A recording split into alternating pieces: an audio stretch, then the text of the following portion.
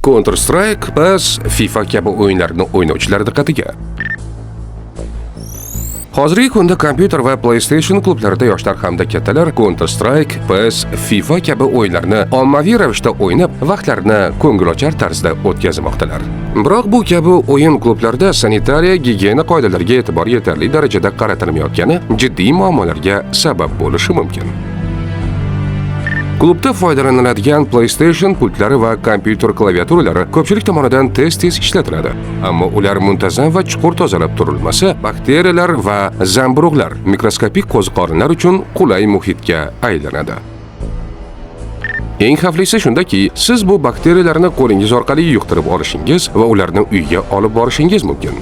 Uy sharoitida esa bu mikroorganizmlar ayniqsa immuniteti zaif bo'lgan bolalar va keksalarda turli infeksion kasalliklarni keltirib chiqarishi mumkin. Bolalar va qariyalarda immun tizimi kuchsizroq bo'lganligi sababli ularning tanasi mikroblarga qarshi yetarlicha himoya qila olmaydi. Oldini olish yo'li oddiy. Quyidagi ma'lumotlarga amal qiling.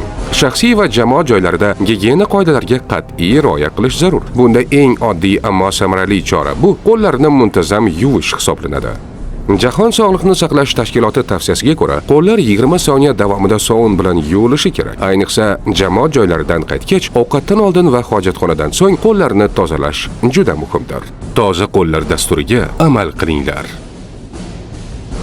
Salomatlik va strategik rivojlanish instituti ijtimoiy tarmoqlariga obuna bo'ling.